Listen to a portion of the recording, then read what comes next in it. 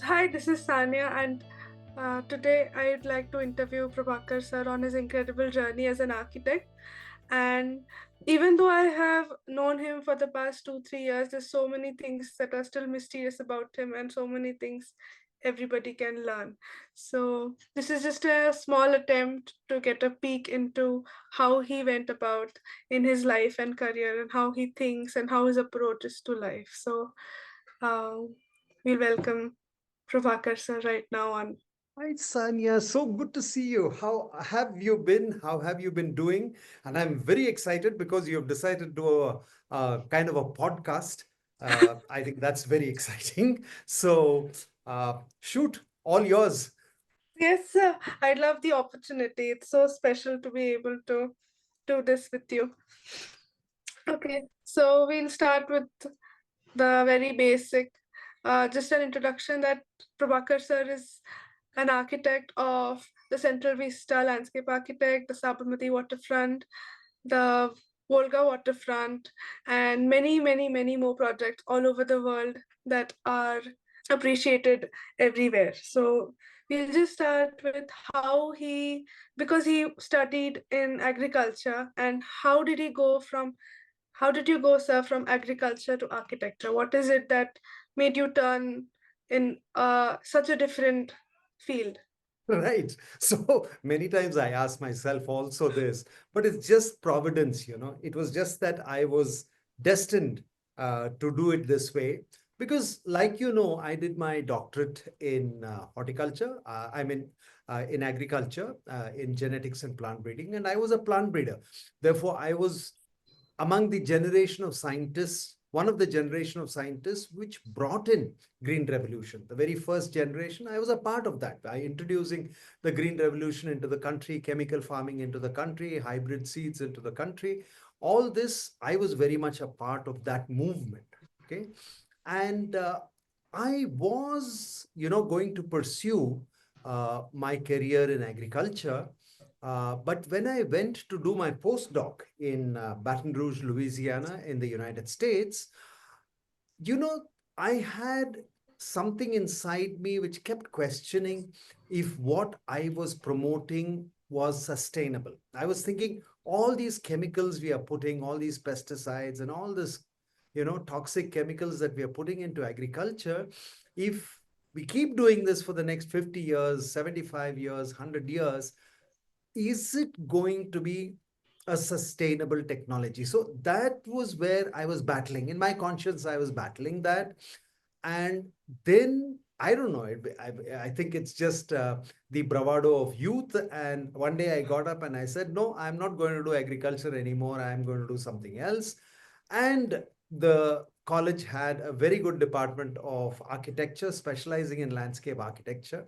So I just went ahead and changed my entire line of study, studied architecture, specializing in landscape architecture, and that became my career for the rest of my professional life. That remained my career. So it's just, I would say, um, that little nagging conscience, of whether I was do what I was doing right or wrong in agriculture, that actually pushed me into architecture. Okay, that's such an interesting way to go about all the different fields that you have chosen. So, when you were in architecture school, what is it that you found most challenging and the most inspiring? I mean, two different things. What was it that as a student you found most challenging and inspiring? I think one of the, see, basically, I think like you, I am good at both the right and left side of my brain, in the sense that I am very good at math, logic, and structured thought process.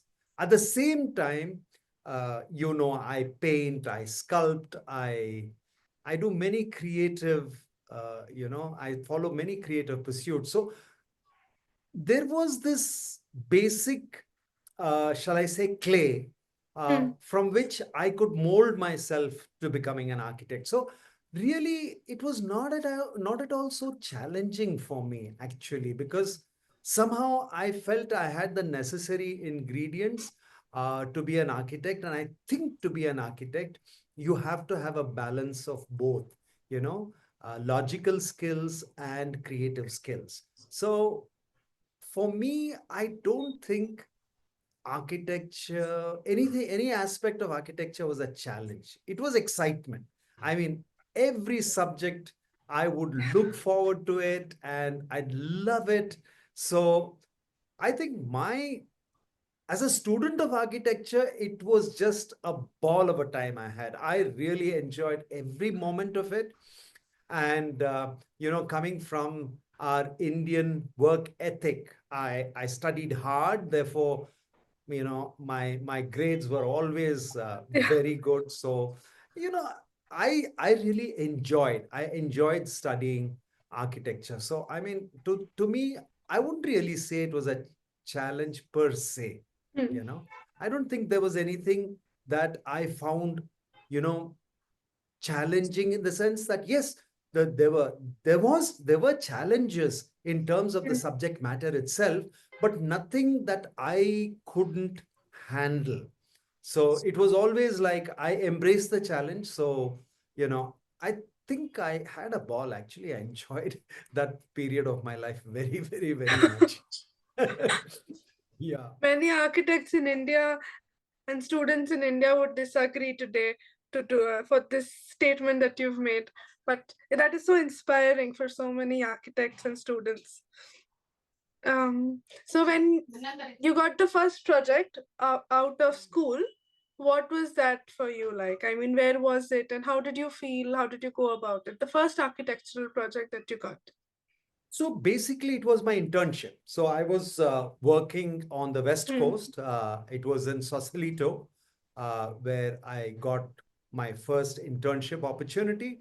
And I kind of worked on some very, very, very high-end clientele work. My first project was a landscape architecture project, and it was to design a residence, a fairly large residence on the cliffs of Sausalito overlooking the Pacific.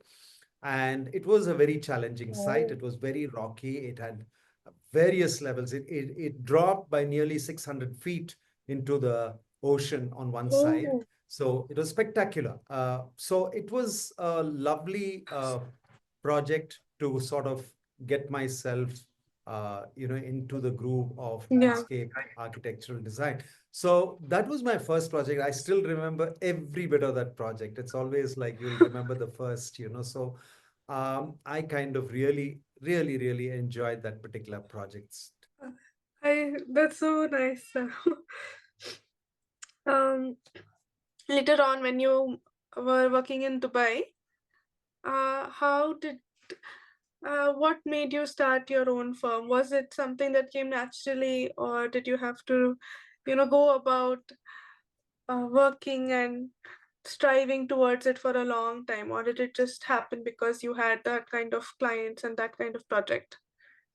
So my journey into the Middle East was primarily driven at a time in our Indian economy where I felt like not having access to dollars was handicapping my own growth as an architect.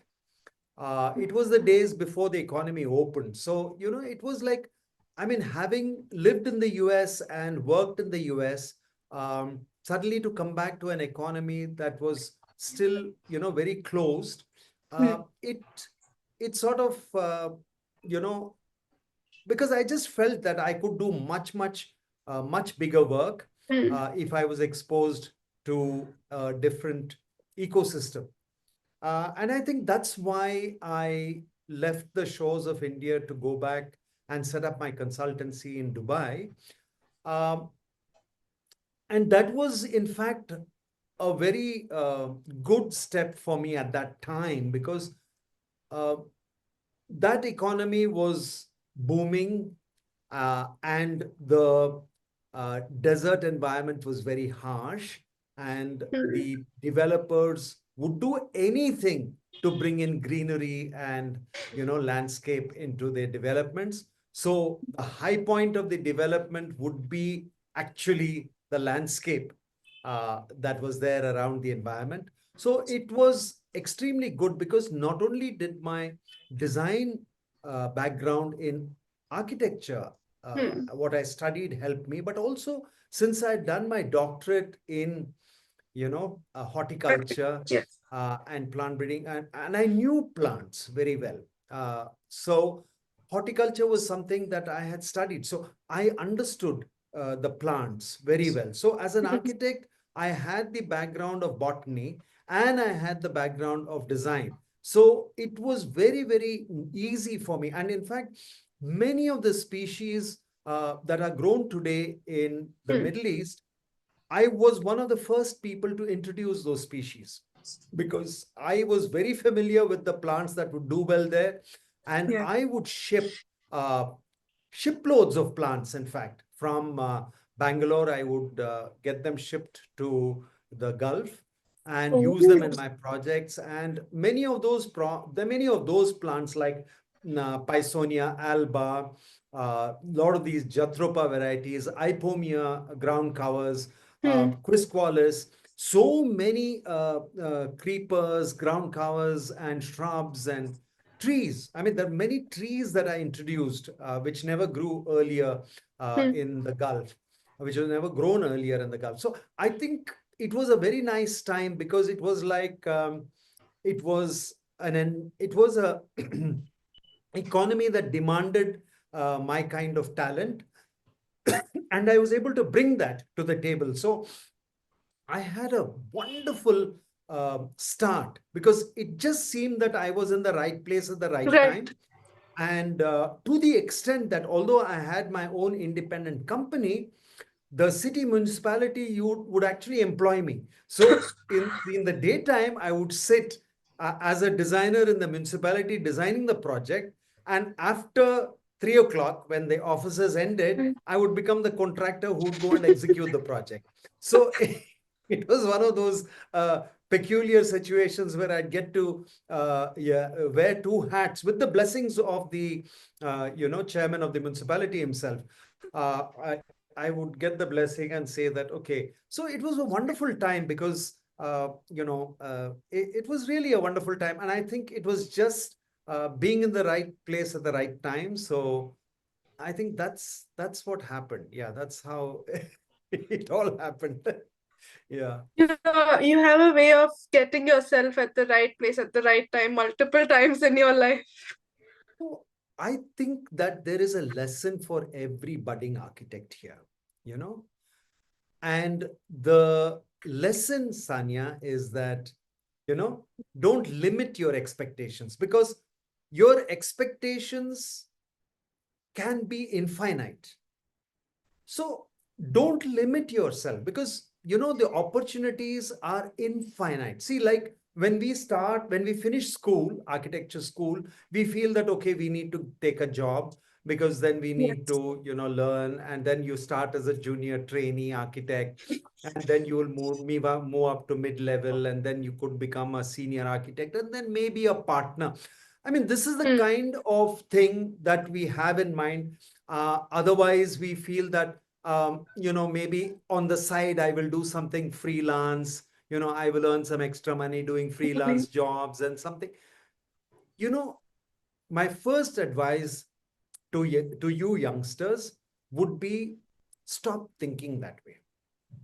The moment you limit your options to a linear thought process that you'll start from the bottom and slowly move your way up, you have denied yourself several opportunities that are there, you know and architecture is one of those fields where being an independent consultant has Hmm. got the best potential, and I will say that a second without a second thought, because I Yeah. have seen people who right from the beginning branched out on their own. Yeah. Yeah. And Oh, yes, there is a struggle. Perhaps it's not easy to start getting jobs, but Hmm. if you know how to get the jobs, how to execute them, that you will make your client very satisfied and by word of mouth get more jobs, that Hmm. is a very exponential rise in your career. And I guarantee this to every budding architect. There is a process to this. There is a clear way how you can establish yourself as an independent consultant. Yeah. Hmm. And I'm sure we will discuss this during this podcast, how we actually go about doing it. But what I need to highlight is, don't fix yourself a boundary. Don't say that I will have to start at point A and then work myself up to point B and then C and D, a linear, sort of a very steady, linear kind of a thing. Don't do that. Don't do that, because A, you've got youth on your side. You can make a couple of mistakes. You get up, you dust yourself and start again. It's not the end of the world. The sky is not going to fall on you, right? So, first of all, you've got youth on your side. Second, when you're youthful, you can dare to dream. You know, you can dare to dream and you can dare to dream big. And if you back it with substance, then sky is really the limit. I mean, that's what I tell all my mentees, you know, just allow yourself to be open to possibilities. There are so many possibilities. Yeah. Yeah, you lead by example here. uh, when you would like the way your previous knowledge overlapped into your current profession and your experience, uh, right now architects go through one very streamlined process of learning. They learn the same things and they are told not to learn a few things. So how do you think it's how important do you think it is that all of us learn different things that we can overlap for an architect? See, one thing you will realize as an architect, the technical expertise required in architecture Hmm. can always be hired. Oh. You know, you don't have to be the best at AutoCAD or Revit or SketchUp or rendering software, because you can always outsource that technical skill. Hmm. If you ask me what is the fundamental requirement of an architect, and I'm sure this is true of any other profession, it is how to understand your client. Oh. How well do you understand what the client is saying? And how well are you willing to respond to his need? This is the key to success in architecture. Yeah. You know what happens? First of all, what is the traditional way of doing things? Somebody gets in touch with you, and then you have a kickoff meeting where you try to get a brief on the project. Okay. Hmm. And in the brief, the client will tell you, okay, I have this parcel of land, or I've got this flat, or whatever. And, I want this, I want this, I don't want this, I don't want this, something. He will give you a brief. Now, the first thing a budding architect should understand is watch for what he is not saying.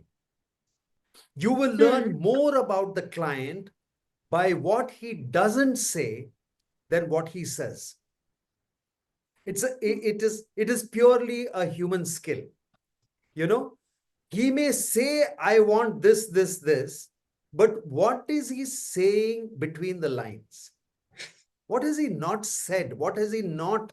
Like, for example, I will, in my initial days, my most favorite clients would be clients who have come into money very recently, what we call noverish. I mean, Hmm. it's a time like in Dubai, people are, suddenly making a lot of money. They send it back home, and they want to do something that showcases who they are at home. And these would be very good clients for me, because I Mm. could easily find out what he is not saying. Yeah. And Mm. in any brief, we have to be an excellent listener. What he is saying is a given. Everybody, end of the day, needs more or less the same thing. But what is Yeah. he not saying? Yeah. So you have to be very quick to catch, you know. Like, for example, I'll give you a very typical example of a client saying something. The client, is saying that he wants a garden with sophistication, and he wants, everything to be very, very, sophisticated. Okay. The very fact that he uses the word sophisticated Mm. shows that he wants to actually show off. Yes. Yeah, if he is using this word again and again, मुझे बहुत sophistication चाहिए design. Okay, if he says Mm. that, he is obviously a guy who's come into money, where he would like the society to recognize the fact he has come into money. And this project that he is constructing is basically to showcase the fact that he has come into money. Okay. A really sophisticated, understated client will never use a word like that. Now, Oh. most architects will make the mistake of giving Mm. him some minimalist Scandinavian design, and you will find he is not at all impressed. He is not Mm. impressed because he may have said, I want sophistication, but what he didn't say, you have to listen to, right? So, it's very, very important to read the client. And Mm. any architect who can listen and read a client is a winner, is an absolute winner. Yeah. He's an absolute winner. Now, second thing is being faithful to deliver what the client wants. Yeah. See, as architects, no, we are very, very conditioned into thinking that we have to have a signature in our design. If anybody comes, they know that, oh, this is the design of so and so. I mean, I'm not to take away anything. I mean, we've had people like Olmsted and Frank Lloyd Wright and all these Doshi sir and all these people who, Mm. I mean, have a signature, right? But as a Yes. budding youngster, don't try to make the design what you think it should be. The client is always supreme. You must focus. Why are you an architect? Because you want to build what the client wants. And you want to do Mm. it with as good design principles, with as Mm. good taste as is permissible. But don't stamp just because you are a person who loves Scandinavian design. Don't try to push it into your client, right? If the client, you have to be very clear.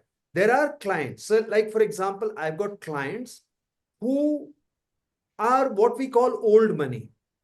Yeah. Mm. They've always had wealth, and they are starting a project where they would like that project to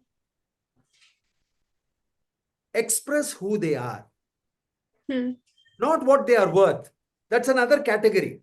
Another category of client is he is doing a project to express and demonstrate what he's worth. Mm. Okay. What we can call a show off type. Yeah. But so there are clients who have very, very you can clearly categorize clients. Mm. Now, for a person who really wants the project to convey, let's suppose he is it could be a gated community he's building, or just he could be building his villa. But he wants that to tell the world who he is. So, as a person, then you need to go deep and understand who is that client? Who is this person? What are the values he carries? What are the things he really likes? You know, what are the things? Like, for example, when a person talks about himself and any briefing, don't sit and take down requirement, technical requirement. Technical requirements will come. Sit and take time to ask questions about the man. He might bore Okay. you to death. Doesn't matter. Some people love talking about themselves. Yeah. He might bore you to death. Doesn't matter. Take the trouble of understanding who is this person. The moment you understand, keep repeating it back to them. Sir, if I have to understand what you have said, you would like this. Am I right? Check. Don't assume. You know, make sure that he understands you're listening.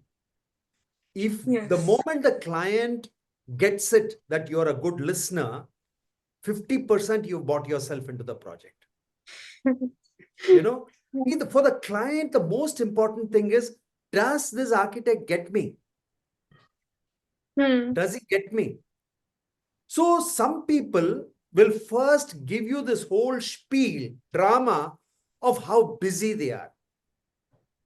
अरे यार मेरे पास time ही नहीं है ठीक है what brief यार you know just design something and give me. What he's trying to tell you is that he's a very busy man and he requires you to pamper him if you really want to know what he wants. He wants that. Right. And there is no harm as an Yes. architect if you pamper the fellow. Yes sir, I know you are very very busy, but फिर भी 5 minute निकाल दीजिए मेरे लिए.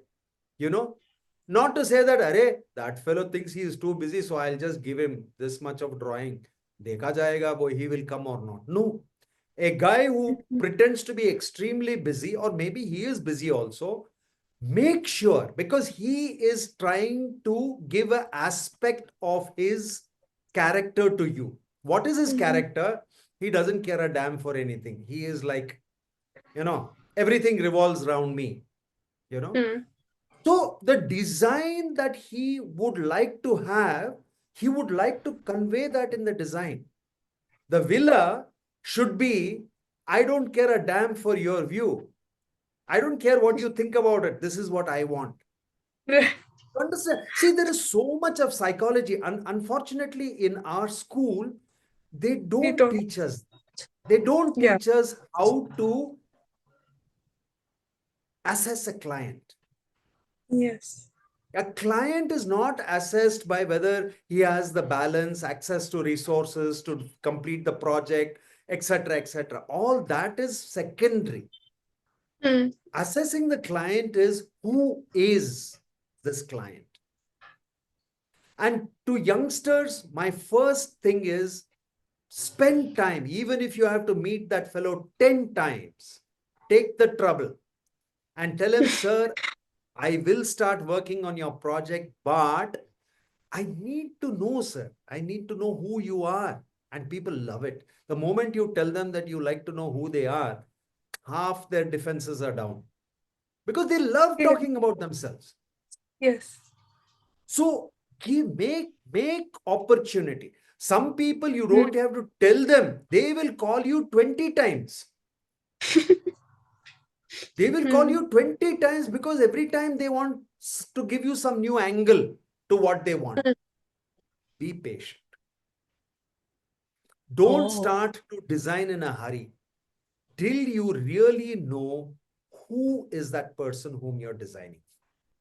And then put aside your own understanding of design and what you think the project should look like, and start looking at it through the shoes, wearing the shoes of the client.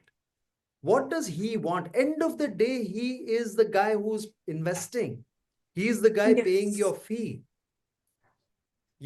So you can make a choice. Suppose some guy wants to build a Disney uh, theme in the middle of a business district, and you really think that this is over the top, then don't take Yeah. that job.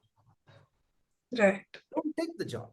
Because if you can't resonate to design what that client wants, then don't take the Yeah. job. Look for another job. But once you take the job, Yeah. then give him the Walt Disney design he wants. Yeah. Don't try to force him to give a sophisticated, Renaissance architecture or some sophisticated minimalist landscape or, architecture. You know, Mm. don't try to push some Japanese or Scandinavian design on him. No, he wants the entire song and dance. So give him the entire song and dance. You know, Yeah. in giving him, see how you can make it a little tasteful. That's it. Yeah. But always the client is right. Never, never contest with the client that you know better than him. Your job is to give him what he wants in the best possible design. That's your Yeah. job. So I think this is something that all youngsters should really take to heart. Client Mm. is the master. He is the number one. He is the key man. I have to satisfy my client. That's my Mm. fundamental principle. To do that, I need to know who he is, and I need to take the trouble to find out not what he says, but what he doesn't say. That is superb advice. Unheard of in architecture school, at least. Ah, wow. Okay. Um, I'd like to know how you determine your own worth when you ask for your fees as an architect. Absolutely. So I think this is something that every college should teach. Okay. And there is a process, there is an absolute process to this.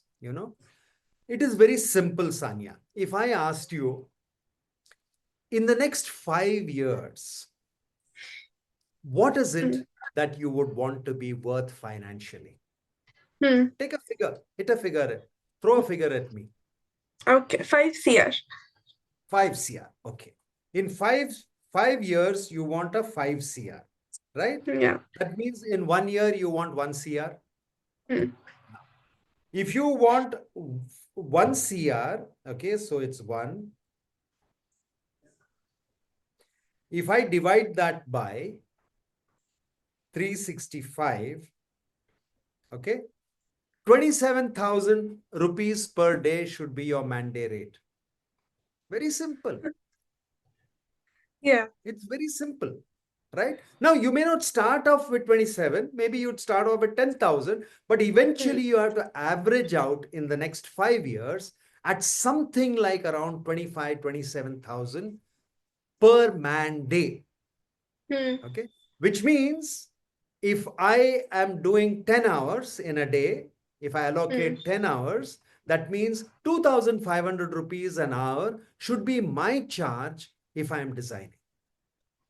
Hmm. So the way I do it is I put on a time tracker. Time tracker is like an Excel sheet. So the moment I open the time tracker and I click Hmm. on the project that I'm working, the clock in your computer starts. And when I finish, Right. I click and it ends. Okay. Now I charge by the hour. Hmm. Okay. Now, when I give a fee proposal to a client, I estimate the number of hours. Like that project we worked on, I estimated about 700 hours of work. Yes. And based on that 700 hours and my $500 a day, which I charge my clients, I worked out and I said, okay, this is this much, right? Yes. I mean, in Dubai, I used to charge $1,000 a day. Here, I charge $500 a day, which is good enough for me. But Hmm. I'm very clear that if I am spending 1 hour, if I am charging 2,500 per hour and I'm Yeah. working for 10 days, okay, then my target of 5 CR is possible. So it's very simple. How do you charge? You have to charge on that basis. Okay. So maybe Yes. in the starting, you can't charge 2.5. Maybe you start with 1,000 or 1,500 an hour. But if you really have a tracker and Yeah. you count the number of minutes that you work in a day on a project, total the whole thing, multiply it, and it will be a very reasonable figure. And Yeah. this way of working works because this whole concept of working on a square foot or square meter basis, Mm. it is rubbish, Is son. All architects I find keep doing that. They work on yeah. a area base. So many Yeah. square foot, 20 rupees a square foot, 40 rupees a square foot, this, that, something they'll multiply and give a figure to the client. It is absolute rubbish. Yeah. Absolute rubbish. Because it's like this, when you have a pyramid, the bottom Yeah. of the pyramid, too many people, it's very crowded. Mm. The top of the pyramid is always free. It has Yeah. very little competition. So Yes. as a youngster, how do you very quickly establish a space where there is Hmm. very little competition? The Hmm. moment people know that you charge by the hour, already Oh, you've differentiated yourself from the herd. yes.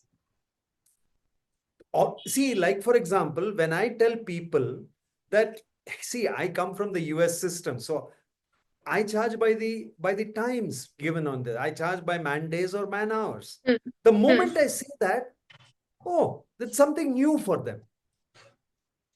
Then they say, Oh, nahi yaar, kuch lump sum. Why don't you give me a lump sum rate? I will say, listen, I will give you a costing based on how many hours I think your project is going to be. I will give you a figure. You yeah. can keep that figure as, let's say, a limit. Hmm. But I will charge you. I might actually use less hours and you will get the benefit of that. Yes. So already you have differentiated yourself from the bottom of the pyramid. That's right. The moment you say, I charge 20 rupees, that fellow will say, show me your work. Yes. Now, the same thing he would have asked 10 other architects Hmm. because all of them are charging somewhere between 5 rupees to 40 rupees is in that Hmm. bandwidth somewhere people are charging. He wants to see whose work is. So he is trying to evaluate you in Yeah. comparison to others. The Yes. moment you say, I work on my time tracker and I work by the hour. And aap batao, because when I work 100%. And you have seen me, Yeah. right? When I work, I work extremely efficiently, right? Yeah. So you know that, right? So the client says, you tell the client, listen, the moment I switch on my time tracker, I work only on your project. I don't receive phone calls. I don't look at WhatsApp. I just work on your project. Yeah. And when I stop the time tracker, I multiply it by 2,500 and send you the bill. That's it. That's all there is to it. If you want that, I am available. Hmm. And let me tell you, if the client takes you, you have a winner. If the client doesn't take you, drop him. There are hundreds of architects available to do his bidding where he can make them do redesign and redesign, changing the goalposts. He will say, first, I want Yes. a single storied building and this. Then he'll say, nahi yaar, actually double storied bana dete hain. For him, it's very easy to say double storied, but then all your drawings you will have to revise. He's not going to pay you for that Yeah. because he is talking about lump sum square foot or something. He'll, in fact, square foot also they will convert it into a lump sum. And Hmm. then they get some kind of a vicarious pleasure out of extracting more work from you for the same amount of money. And every architect has gone through this. Where the Yes. client will just for the heck of it make you rework. Mm. You do all the rework and they'll say, "Nahi, yaar, let's go back to the old design." Right? Yes. I don't care. Right now, if I am on a time tracker, I Hmm. don't care. Okay, you want me to redesign, I'll redesign, but this is my clock. And Right. then the client respects you Hmm. before asking for a change. because he knows if he asks for a change, and what I do is I actually put my time tracker on a drive which he has Hmm. access. At any given point, he can Oh, log in to see how many hours of work I have put into his project. Transparent. Whether he looks or not, the very fact that he can look gives him a lot itself of is. confidence, gives him a lot of things. So I tell him, see, it is on a drive. Anytime you want to see how much work is going on your project, how many hours are being clocked, you can see, and also it'll convert. It'll convert to that how much I will bill you. It'll add GST. Everything will be there on the drive. Hmm. Yes. So I am transparent. And if you appreciate transparency, you are my client.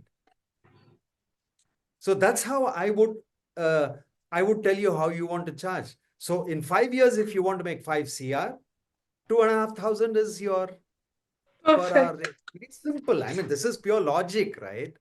But the Yeah. moment you do this, you are not in the bottom of the pyramid. You've Hmm. gone to a little rarefied Hmm. air where people will start to respect you.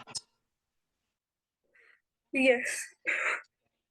It sounds so simple when you put it like that now. There's one more thing for this time I'd like to ask is you've given such powerful presentations everywhere. There's so many speeches you gave in prestigious stages, a TED talk, and you have workshops going on all year round. What is it that you do that keeps the audience engaged, intrigued? Because as an architect, I think I'd love to be the best at presentation. So, what are your top um, moments that you use, top skills that you use for that? Saaniya, I mean, with you, you're one of my best storyboarders. Yeah. You've learned the art of storyboarding in a way that I've seen very few of my mentees do. So uh, it is all about storyboarding. Yeah. So storyboarding, first of all, understanding who your audience is. Again, am I talking to budding youngsters? Am I talking to professors in architecture? Am I talking to entrepreneur, consultant, self employed architects?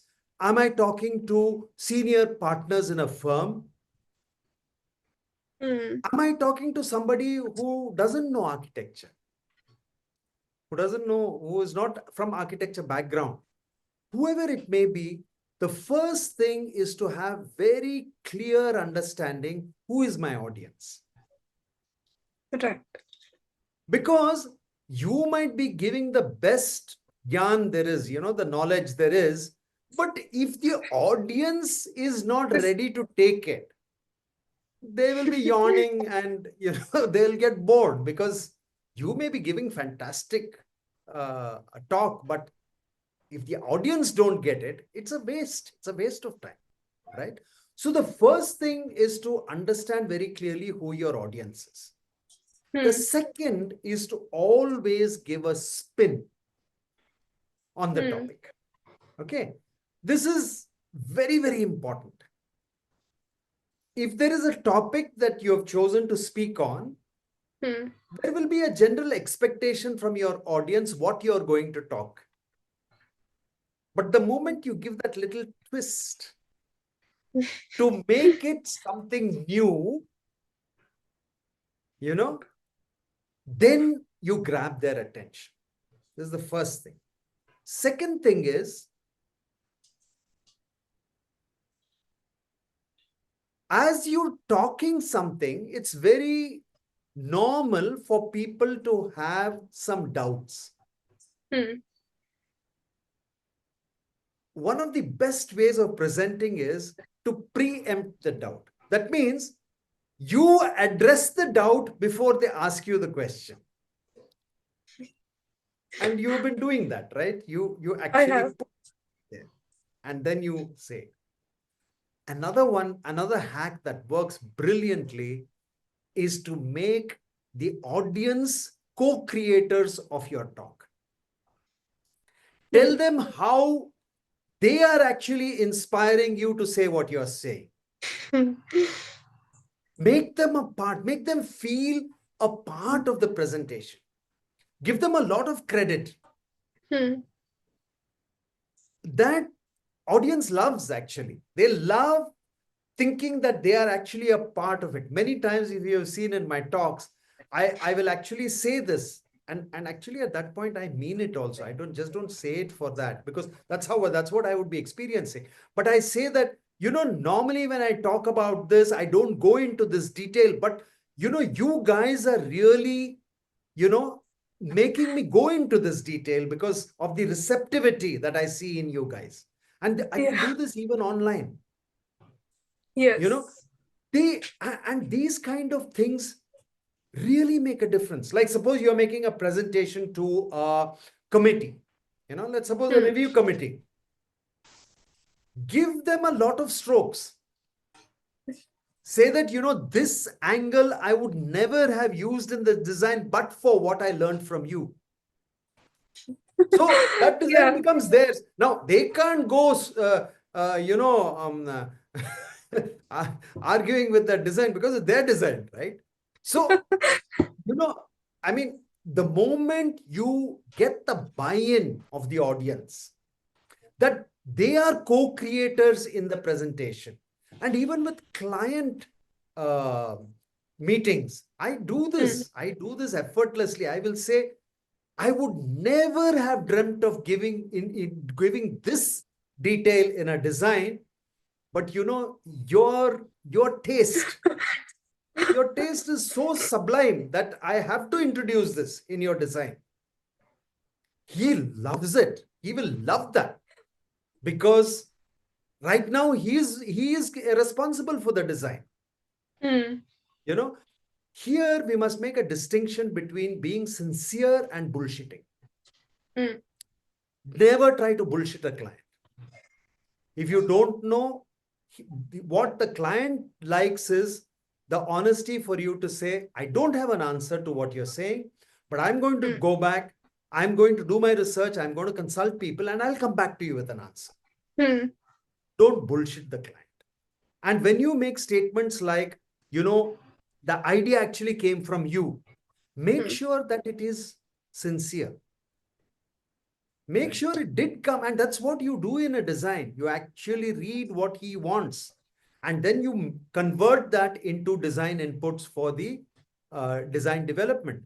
Therefore, it's very important. So, storyboarding, storyboarding is half of architecture is storyboarding. Hmm. It doesn't matter how talented you are. If you can't convey that to your client, what's the point? See, you may be a Right. very talented architect. You may have wonderful ideas. But if you can't convey that idea to the client and make the client buy it, then what's the point? It's just another idea in your head, right? Uh, Lovely answer, sir. To conclude, I'd like to ask some 10 rapid fire questions, and the answer can be 2 or 3 short answer answers, right? Okay. I'm just going to say words, and you can say what comes up in your mind when you hear them. First is motivation. Self belief. Motivation comes from believing in yourself. Self Hmm. belief, for me, self belief is motivation. Yeah. Wealth, money, wealth. Wealth, money is only a piece of paper. Wealth comes when you create something that is having a value. Hmm. You never chase money. I've never chased money in my life, but money will happen as long as I am creating value. So for me, wealth means creating value. It Hmm. could be for the client, could be for the society, could be for my mentees, could be anything. If I'm creating value, wealth will follow. Spirituality. Spirituality is being unabashedly who you are. If you are who you are without any apology, I believe that is spirituality. If you can just be your normal self, Mhm. without need to conform to expectations from anything. It could be people, partners, society, anything.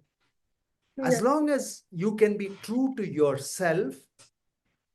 So, spirituality, true to myself, perfect. Okay. Mathematics.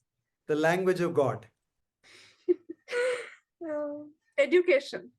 To me, when you say education, all I can think is it never ends. Every day we learn Eh, something new. right. It never ends. Time. For me, time is not linear. For me, time is actually not even, I would even say it's not even real. Like people say, how do you have time to do so many things? Because I've never looked at time as linear. Yeah. So it's, for me, time is not the figure on a clock. Hmm. It's got nothing to do with that. Actually, if you ask me, for me, I believe I have unlimited time. That is why I thought of asking you this. Perfection. Worth pursuing. Perfection is something worth pursuing. For me, like for example, a circle to Yes. me is perfection. Yeah. It's worth pursuing. I think it's what keeps you going, Right. you know, Like that mathematics, I think. like mathematics. Yeah. Manifestation. All the time. Know that you are a creator. Know that you are a creator and know that you can manifest. Know that you can manifest. It's a fact. And last one is AI. It's the future. No doubt about it. AI is the future. As architects, we have to embrace it. Hmm. We just embrace it. It is the future. AI, it's the future. Lovely answers, all of them so insightful and so inspiring. I don't think we could give justice to the whole package that is you, but I hope we keep doing these more now. So much to Awesome. learn. Really look forward to that, Sanya. I mean, because Yeah, I me I know too. you are one of my very special mentees who have been able to learn so much from me. I mean, I know that you are like a sponge. I mean, I just have to Oh, hint something and that's you get it. And I've seen you evolve from the time you first came to me to where you are today. I've seen you evolve. And I think for me, that is a lot of pride. It's a lot of pride. So actually, it's a lot of thanks to you. I can proudly say I have the best, like a puzzle piece mentor. I mean, it just meant to be. It's just meant to be. That's all. Thank you so much, Sanya. Thank you for this lovely, lovely podcast. And I hope we can do some more Thank you, sir. in the short I future. hope so too.